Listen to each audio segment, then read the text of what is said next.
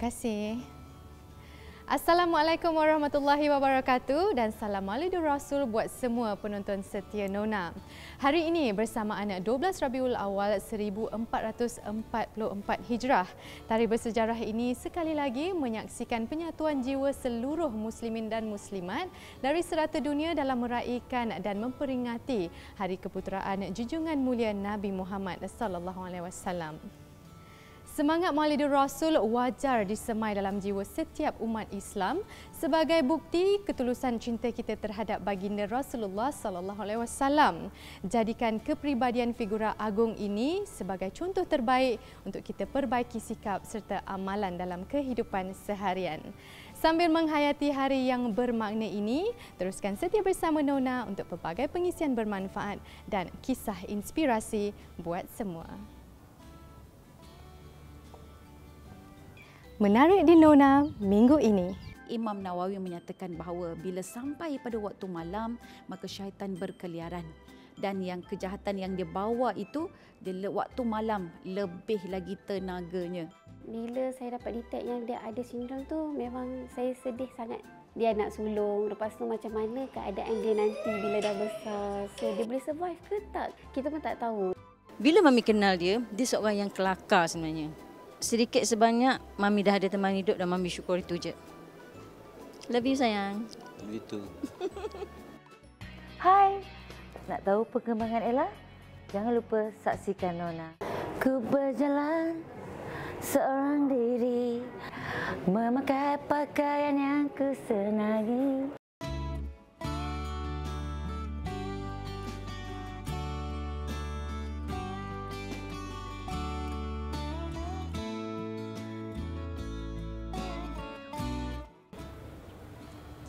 Apabila bercakap tentang hidangan berkonsepkan fine dining, pasti ramai yang terbayang masakan ala barat sebagai menu utama. Namun dengan sedikit olahan dan kreativiti, masakan Melayu juga boleh disajikan sebagai juadah fine dining. Penggunaan mentega dalam penyediaan sambal menjadikan tekstur kuah masakan sedikit berbeza dan rasanya lebih enak daripada kebiasaan. Chef Muhammad Azrai Mustafa berkongsi resepi dan teknik masakan daging sambal merah petai ala fine dining. Merasai pengalaman makan dalam suasana fine dining sudah menjadi trend terkini. Namun agak sukar untuk temui hidangan menu Melayu ala fine dining. Mula mencuburi dunia masakan sejak tahun 2008, Chef Muhammad Azrai pakar dalam masakan barat dan hiasan pinggan fine dining. Beliau cuba mengolah masakan Melayu untuk dinikmati semua. Antara bahan-bahan yang diperlukan untuk hidangan ini adalah cili kisar, mentega, sayur kailan, petai, tempe dan daging. Okey, untuk resipi kali ini kita akan grill daging dulu. First kali kita akan letak minyak pada kuali dan pada daging sedikit. Letakkan garam dan black pepper secukupnya. Garam biar lebih sikit. Penggunaan daging daripada bahagian strip loin dapat mengurangkan masa penyediaan masakan kerana ia lebih cepat dan mudah dimasak berbanding bahagian lain. Isinya yang lembut menjadikan bahagian ini lebih enak untuk dinikmati. Okay, selain daripada daging, kita juga boleh gunakan ayam, kambing, seafood ataupun ikan apa yang ada dekat rumah. Saya cuba tengah buat camak dia bagi nampak ada kesan-kesan grill. Okey, mula kita akan masukkan minyak dulu. Kemudian kita akan masukkan cili bo kita yang kita dah blend bersama bawang.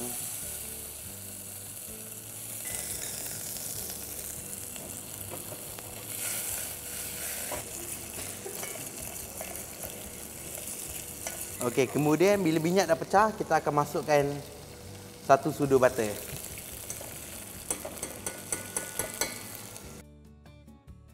Kacau sambal sehingga menjadi lebih pekat. Dan kita akan masukkan petai. Jika kurang gemar dengan bau petai, anda juga boleh menggantikan bahan lain seperti kacang peas atau asparagus dalam masakan.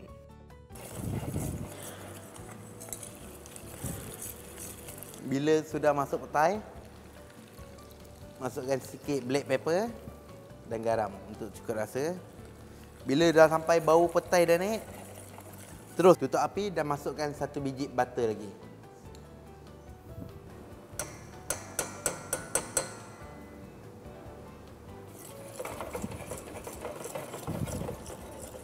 Dan tutup api, kacau sampai warna dia akan berubah.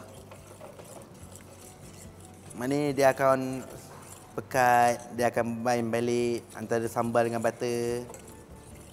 Okey, jadi daging kita sudah masak dan sambal butter sauce kita pun sudah masak. Jadi sekarang ni kita nak masak sayur kailan kita untuk lengkapkan complete dish ni.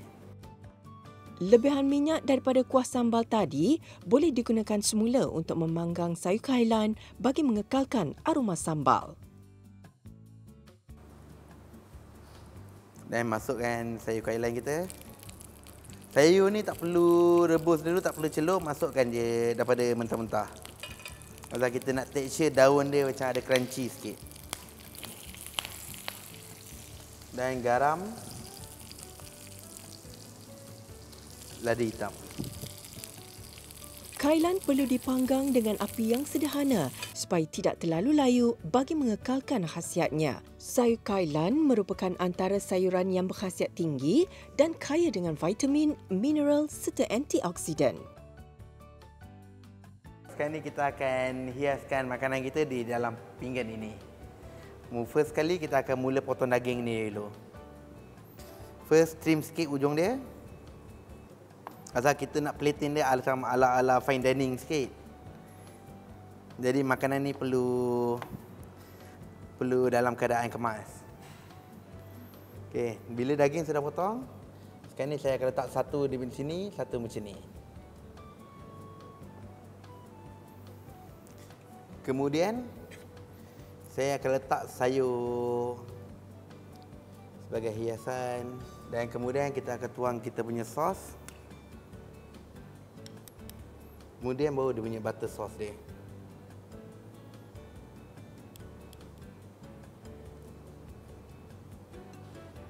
Kemudian tempe yang kita sudah goreng ni, kita letakkan dia semua di atas daging-daging ini. At least bila makan tak ada rasa macam lembut sangat, maknanya dia ada crunchy. Ada lembut. Seterusnya kita akan letak garlic confit kita, garlic confit yang sudah kita confitkan untuk jadi bersama susu untuk buat foam. Dan kita menggunakan ulam sebagai kita punya garnishing. Okey, akhir sekali minyak daripada ulam-ulam yang kita sudah buat. Bagi menghasilkan minyak hijau, daun ulam perlu direndam ke dalam air berais dan dikisar bersama minyak jagung. Siap. Okey, daging sambal petai kita sudah siap dan sedia untuk dihidangkan. Daging bakar bersama sambal petai dan kailan. Selamat menjamu selera. Anda penonton di rumah mudah kan? Selamat menjamu selera dan selamat mencuba.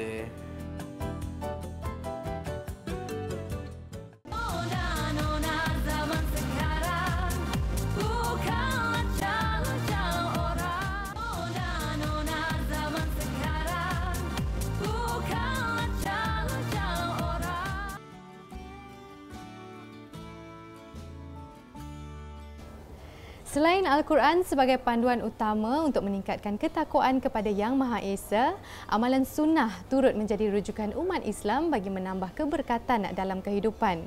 Setiap amalan yang dikerjakan oleh baginda Rasulullah SAW tidak hanya menjadi panduan buat kaum muslimin, tetapi boleh diamalkan oleh golongan muslimah dalam kehidupan seharian mereka. Ikuti kupasan lanjut bersama Ustazah Isfadiah Muhammad Dasuki dalam segmen Nur.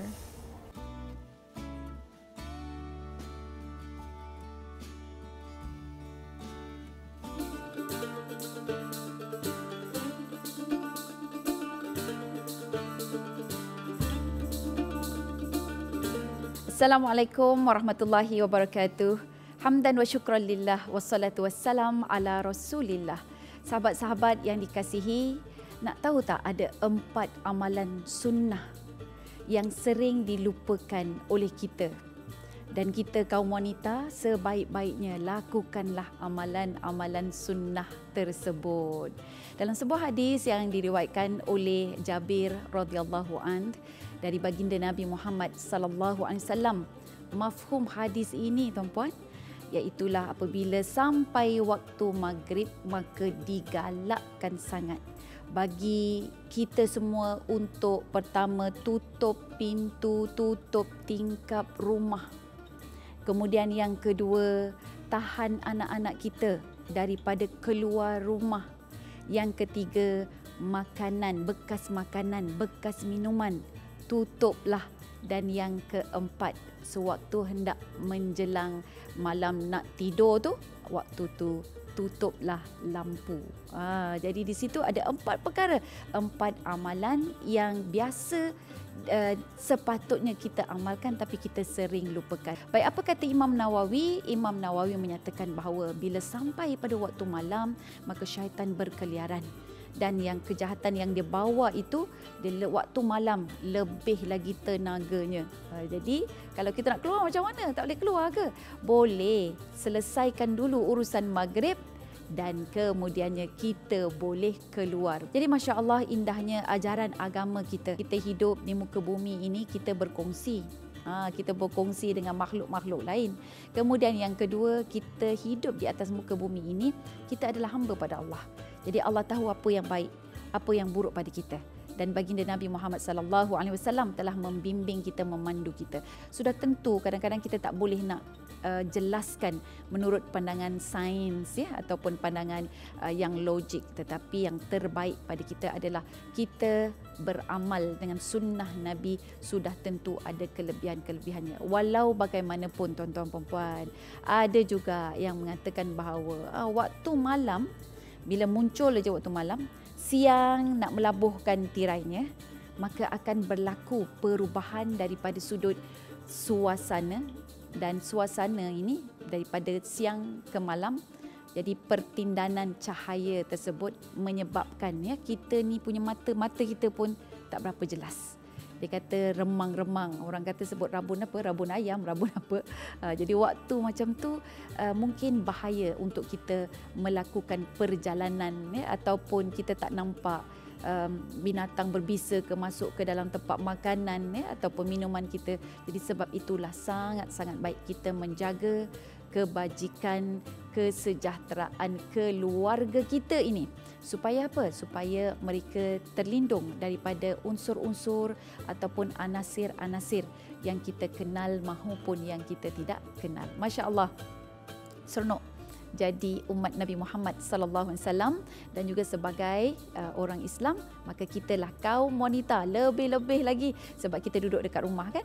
Jadi jangan biarkan anak-anak minum separuh lepas tu tinggal separuh. Jadi lagi-lagi nak maghrib ni, pastikan semua ajak satu keluarga, mari kita bersihkan diri, kemudian bentang sejadah, kemudian solat berjemaah amalan sunnah Nabi yang lain ya. Okey.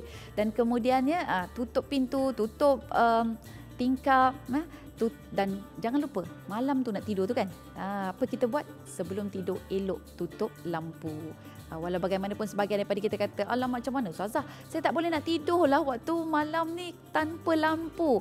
Bolehlah, bukalah lampu itu tapi yang sedikit, jangan terang sangat. Jadi mudah-mudahan dengan kita beramal dengan segala sunnah-sunnah baginda Nabi Muhammad sallallahu alaihi wasallam, maka manfaat dia, faedah dia akan kembali balik kepada kita. Jadi kita beriman kepada Allah, beriman kepada Rasul dengan beramal dengan sunnah-sunnah baginda Nabi Muhammad sallallahu alaihi wasallam. Sekian dulu daripada saya Ustazah Sifadia khusus buat kalian.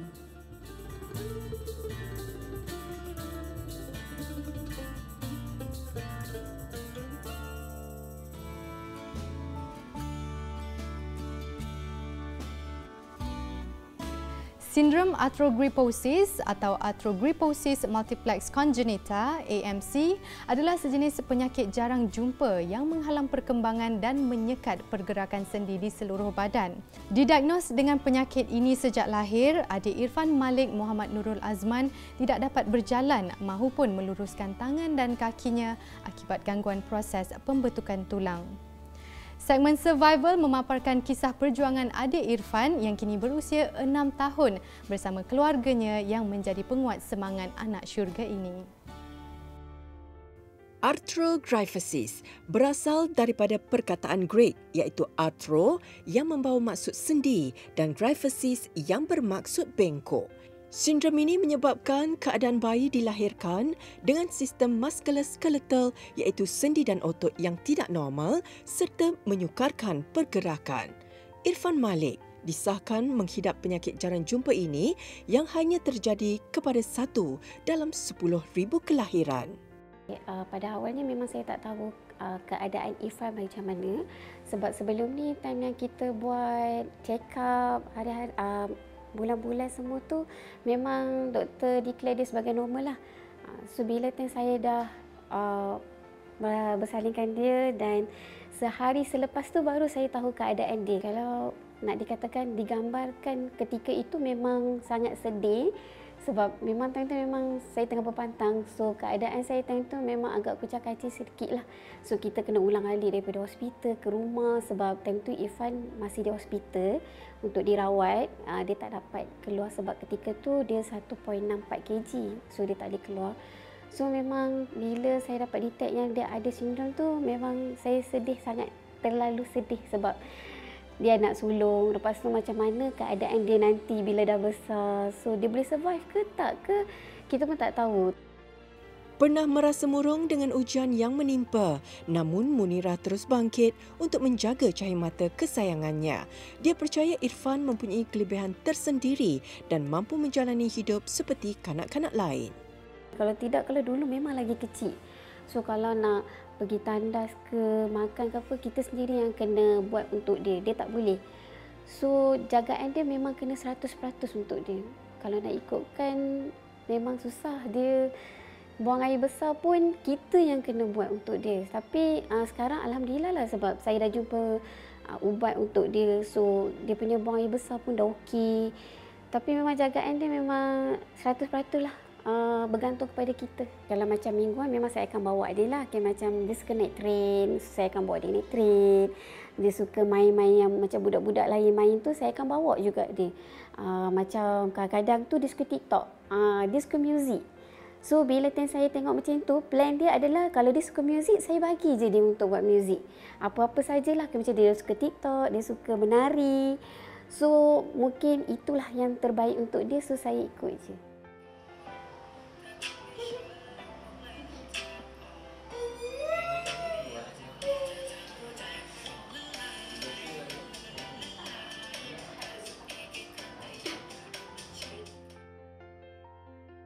Kasih ibu membawa ke syurga, kasih ayah sepanjang masa.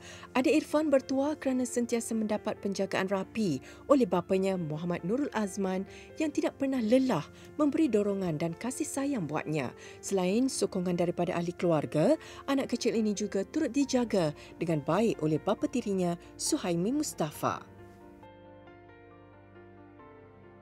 Dah.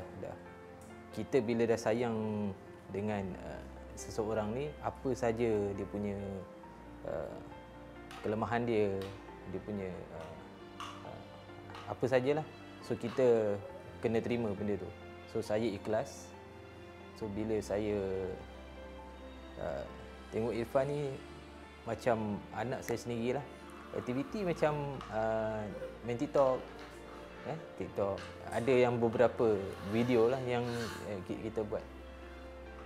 Tengoklah dia suka main drum. Dia suka ketuk-ketuk. Lepas tu mandi pun untuk mandi swimming tu dia macam nak, tapi bila nak pergi tu dah mandi tu dia tak nak naik dah.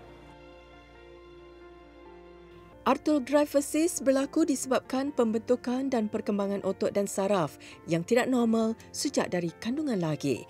Dr. Abdul Razak Muhammad berkongsi pandangan mengenai sindrom ini. Sebenarnya disebabkan proses perkembangan yang tidak normal ini berlaku semasa di dalam kandungan lagi. Jadi sebenarnya ialah satu penyakit kongenital lah. Dan sebenarnya pengesanan penyakit ini boleh dilakukan seawal di dalam kandungan lagi. Tapi pada kebanyakan masa kebiasaannya kecacatan itu hanya lebih jelas bila bayi itu telah dilahirkan dan kebanyakannya dikenal pasti selepas kelahirannya. Disebabkan arthrogryposis ini melibatkan ataupun menyebabkan sistem yang tidak normal kepada sistem musculoskeletal, iaitu sistem otot dan sendi, pesakit sebahagian besar akan mempunyai masalah ataupun kesukaran untuk menggunakan tangan dan kaki untuk pergerakan dan kegiatan seharian. Dia akan melambatkan perkembangan motor ataupun perkembangan anak-anak tersebut daripada baring, duduk, bangun, berdiri, berjalan, berlari dan sebagainya lah. Yang itu adalah masalah utama penyakit arthrogryposis. Rawatan lebih tertumpu kepada bagaimana doktor, ibu bapa dan mereka yang terlibat dapat membantu anak-anak tersebut untuk memaksimalkan fungsi-fungsi motor tersebutlah. Contohnya dengan kecacatan yang ada tu, kita cuba maksimiskan supaya dia sebaik mungkin dia boleh berfungsi ataupun melakukan kerja-kerja seharian seperti kanak-kanak yang lain. Untuk kes-kes tertentu, mungkin sebahagiannya memerlukan pembedahan. Contohnya jika kedudukan tangan yang membengkok boleh diluruskan dan perkara ini boleh dilakukan sama ada melalui pembedahan ataupun bukan pembedahan. Banyak perkara lain yang boleh kita lakukan, contohnya terapi-terapi yang disarankan oleh doktor supaya walaupun dengan ada kecacatan yang dihadapi itu, pesakit boleh dibantu untuk memaksimalkan fungsi motor mereka, contohnya untuk berjalan, menggunakan tangan untuk kegiatan seharian, dan proses tersebut sememangnya akan melibatkan suatu jangka masa yang lama. Jadi ibu bapa perlu dan pesakit sendiri perlu sabar dan tabahlah untuk menjalani rawatan yang berpanjangan tersebut. Saya banyak juga kadang-kadang saya bagi supportif juga kepada ibu-ibu yang ada anak-anak OKU. So saya banyak bagi supportif di mana untuk tidak merungut dan sentiasa bersyukur. Macam dengan memiliki insan-insan istimewa macam ni. So untuk harapan pada Irfan, saya harap semoga dia kembali pulih, diberi keajaiban untuk boleh bercakap dan boleh, walaupun dia tak boleh macam kanak-kanak lain, tapi mana tahu keajaiban tiba-tiba dia boleh buat sesuatu yang luar biasa. Semoga adik Irfan yang istimewa dan ceria ini tabah mengharungi ujian mendatang serta mampu menjalani kehidupan yang bahagia bersama keluarga tercinta.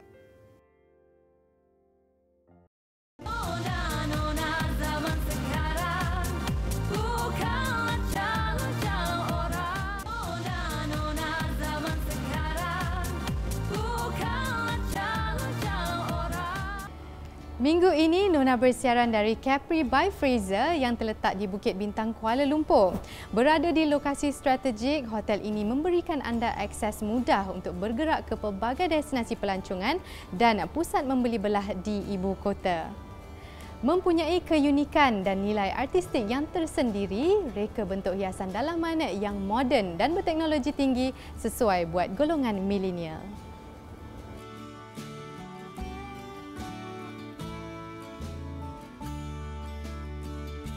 Anak Cina memasang lukah dipasang di Tanjung Selasih. Pasangan pengantin segak melangkah mara menuju mahligai kasih. Tanggal 16 September menjadi saksi penyatuan jiwa antara Ratu Dangdut Malaysia Mas Idayu bersama pilihan hatinya Muhammad Sufian Cik Isa. Bermula dengan majlis bersiram bersama keluarga dan teman rapat, pasangan mempelai turut diraih dalam majlis resepsi bertemakan kisah dongeng dan fantasi.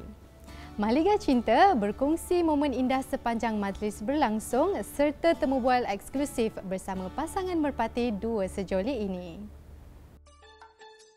Orang ke laut menjala udang, petang hari pasang pelita.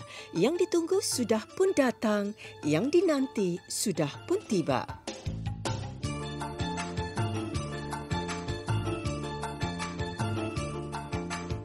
konsep kita adalah lebih kepada tradisional ya. Sebab Mami kan kita semua tahu bahawa Mami orang Johor. Jadi kita nak letakkan sedikit elemen-elemen tradisional tu yang boleh suit dengan jiwa Mami. Jadi sebab tu kita gunakan warna-warna gold, warna-warna pastel, macam daun-daun kering ni, sebab kita buat di luar daripada spa ya. Jadi kita nak nampak, kita nak enhancekan agar pelamin tempat bersiram Mami ni nampak mewah, nampak elegan, nampak so eksklusif, sesuai dengan jiwa Mami. Mandi bunga ni lebih kepada untuk energi ya, mendapat aura yang baik. Jadi bunga-bunga ni sebenarnya adalah bunga-bunga yang kita kan wanita, kalau kita tengok bunga kita sangat gembira kan. Jadi perasaan gembira tu akan muncul bila kita rajin membuat mandi bunga. Bermula dengan adat bersiram, bakal mempelai diraikan dengan mandian bunga segar yang disediakan oleh D&D Beauty House dan Telaga Bunga Spa. Meskipun hanya dihadiri oleh keluarga dan teman rapat, Mas Idayu bersyukur kerana dapat berkongsi momen indah ini bersama yang tersayang sebelum bergelar isteri. Orang jauh dikenang-kenang, hanya terkenang pada yang satu. Mula berkenalan kemudian bertunang, akad dilaksana sama bersatu. Aku terima nikah Mas Idayu binti Mesnon dengan mas kawinnya RM1,001 tunai. Tiup serunai di atas kota, Uda memupuk bunga melati. Mula kenal kemudian bercinta, cinta tersemai di dalam hati. Memilih kisah dongeng dan fantasi sebagai tema majlis resepsi, pasangan mempelai Mas Idayu dan suami Sufian Cik Isa segap melangkah dengan persalinan serba putih.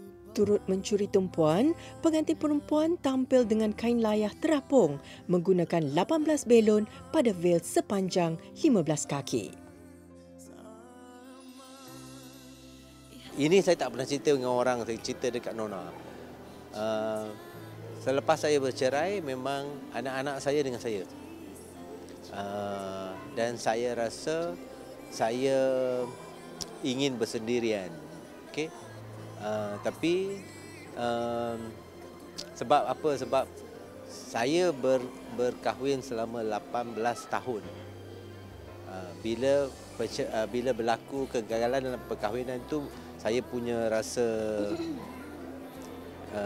orang kata adalah kecewa. Saya tak nak lagi kecewa dan saya tak nak mengecewakan orang lagi. Jadi mungkin mengambil masa sebab saya menjaga anak-anak saya. Tapi setahun yang lalu bila saya mula mengenali Mami secara dekat, itu pun sebab ada sebab yang Tuhan telah tentukan, Tuhan telah aturkan. Pertemuan itu yang membuka hati saya, membuat saya fikir dua kali, adakah ini jodoh saya?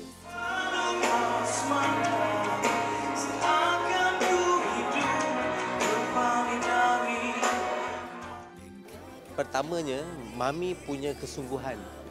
Mami bukan punya kesungguhan dalam kerjaya dia sahaja. Apa saja apa yang dia nak buat. Kalau dia nak orang tu, dia ada kesungguhan, dia akan dapat orang tu. Jika dia menyayangi seseorang, dia akan menyayangi orang itu sesungguh-sungguhnya. Itu yang membuatkan saya melihat sisi itu kepada Mas Idayu.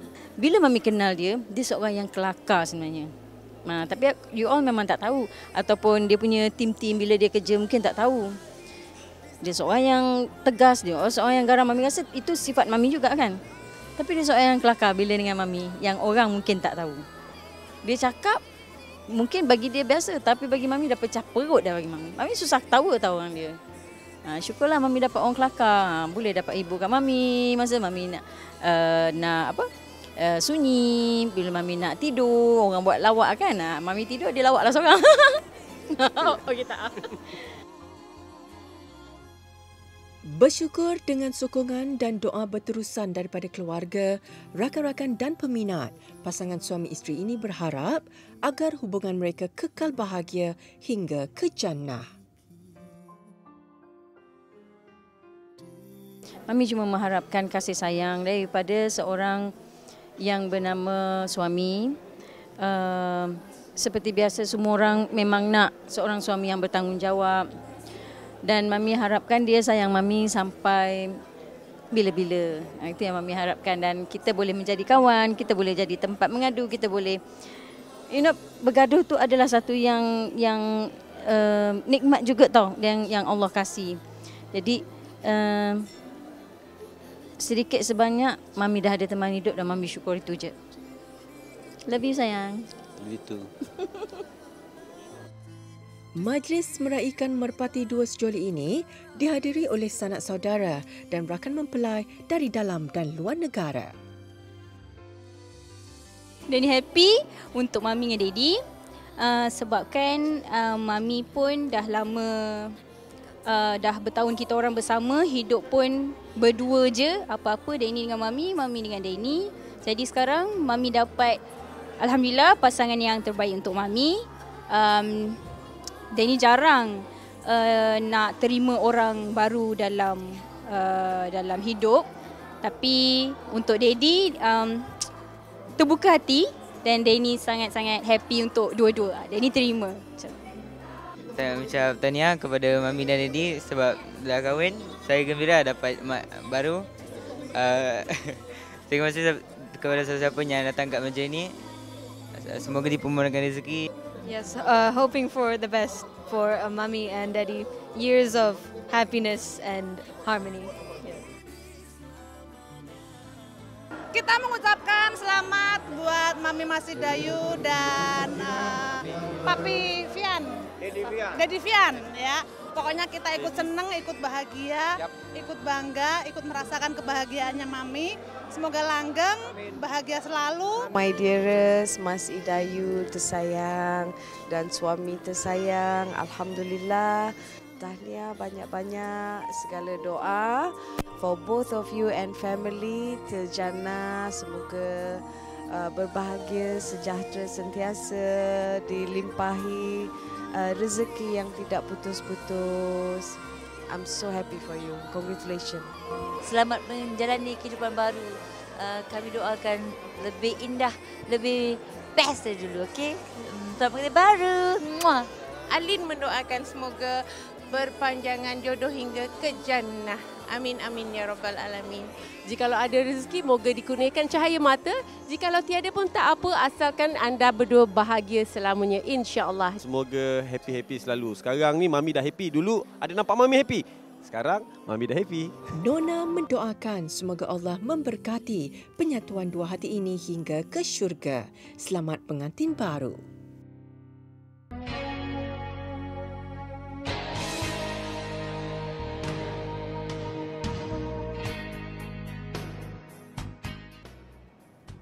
Hai, nak tahu perkembangan Ella? Jangan lupa saksikan Nona di TV3.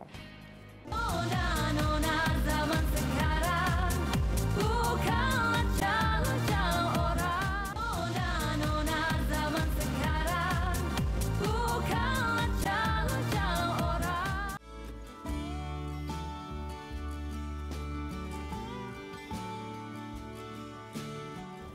Hampir 4 dekad bergelar anak seni, pastinya perjalanan karier Nurzila Aminuddin atau Ella bukanlah sesuatu yang mudah. Setiap pencapaian dan anugerah yang diterimanya, baik dari dalam maupun luar negara, pasti bersulam ujian yang datang bersamanya. Digelar sebagai Ratu Rock Malaysia, Ella mula mencipta nama dalam industri muzik sekitar tahun 80-an. Tidak hanya gah sebagai penyanyi, bakat Ella juga turut menghiasi layar perak sebaris artis-artis legenda tanah air. Segmen Throwback mengimbas kembali kenangan bersama Ella sepanjang kerjayanya sebagai anak seni.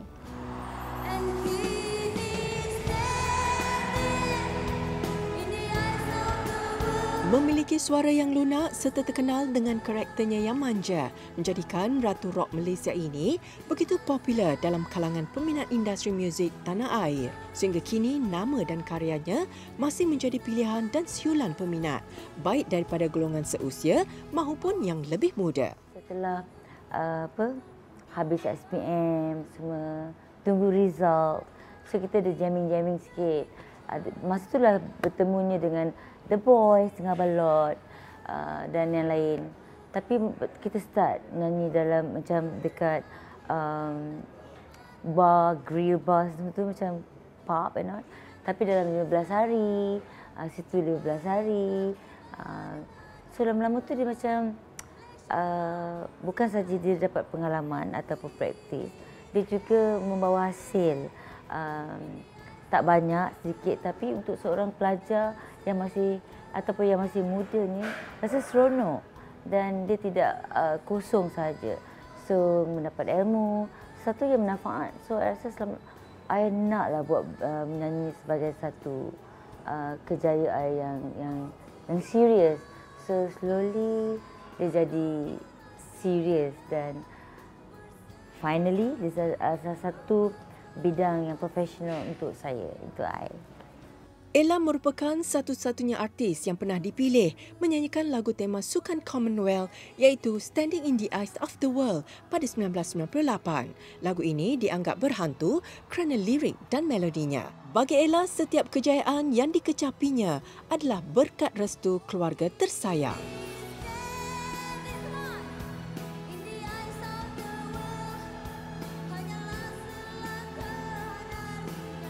Mula tu diorang tak setuju sangat. Diorang macam kata, are you serious nak nyanyi ni? You know, better you finish your study. Masuk universiti. Tapi memang Ella suka belajar. Tapi macam Ella rasa, belajar boleh.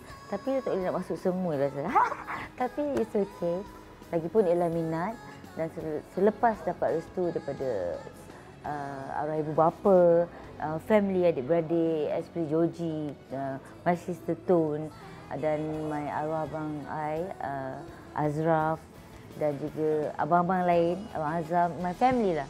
The whole family kata, yeah, why not? As long you know jaga your diri, jaga adab semua tu, okay, you can go. Sokongan daripada suami tercinta sudah pasti menjadi pendorong utama Ella. Mendirikan rumah tangga bersama Kapten Azhar Ghazali sejak 10 tahun lalu, pasangan ini bahagia dengan kehadiran anak mereka, Shanum Az-Zahara. Okay, don't be surprised masa saya sekolah, masa ke sekolah rendah sampai menengah, saya popular sangat. Kalau ada event kat sekolah, ada apa-apa kan. So, saya akan perform dengan lagu When I Need You daripada Lucia. Dan lagu dia macam ni, bagi sikit je. When I need you, I just close my eyes when I see you. Itu je. Dan satu, I popular dengan English juga. Oh my God. I buat lagu Seal the Kiss daripada Jason Donovan. Yes, lagu dia macam, I tahu sikit, I ingat sikit je. Do we gotta say goodbye? Pasal tidak bersama, baby, I promise, blah blah. Itu je saya ingat. Sudah menghasilkan puluhan album, Ella menyimpan pelbagai kenangan yang tidak dapat dilupakan menerusi karya-karyanya sepanjang melayari dunia seni. Setiap lagu yang dicipta pasti mempunyai kisah berbeza dan makna tersendiri. Lagu Demi, yang lagu dia peminat tahu, tapi pada saya dia adalah satu yang sangat bukan reserve, dia personal untuk saya. So itu adalah Demi. Dan ada lagi a few. Dan kalau dulu saya suka Cinta Selembut Sutra yang ditulis oleh Datuk M. Nasir, lyrics oleh Datuk M. Nasir as well. Dan ada a few lah lagi. Daripada The Boys pun saya ada suka. Lagu, of course, lagu yang menaikkan nama I, kejayaan I, iaitu Dua Insan Bercinta.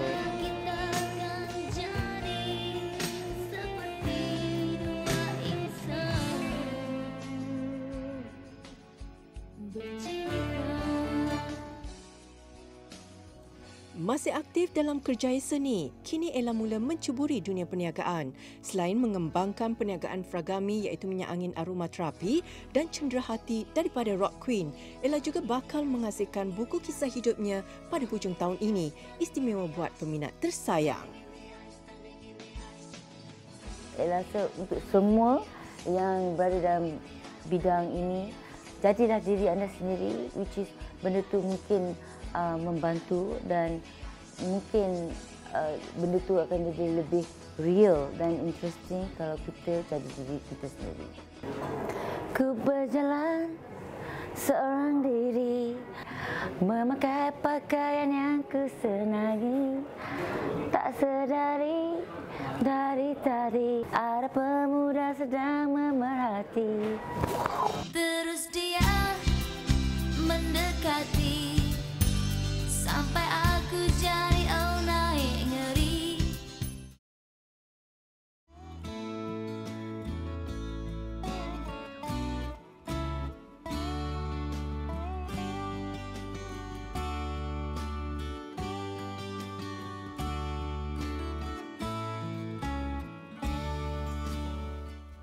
Baginda Rasulullah SAW pernah bersabda, orang yang gagah itu bukanlah orang yang kuat bertinju, akan tetapi orang yang gagah itu adalah orang yang dapat mengawal dirinya ketika marah.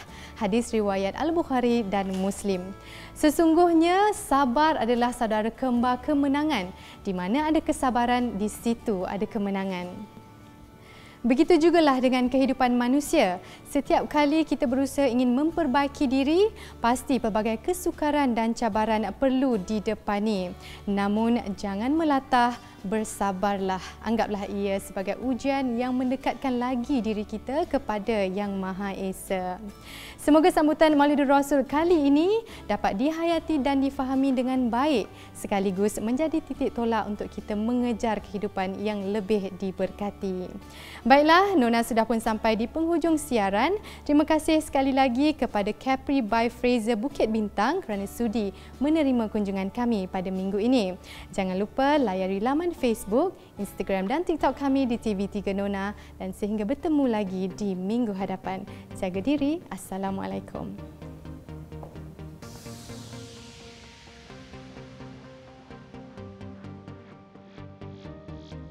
Sri Kandi masa kini yang bekerja ya juga ibu.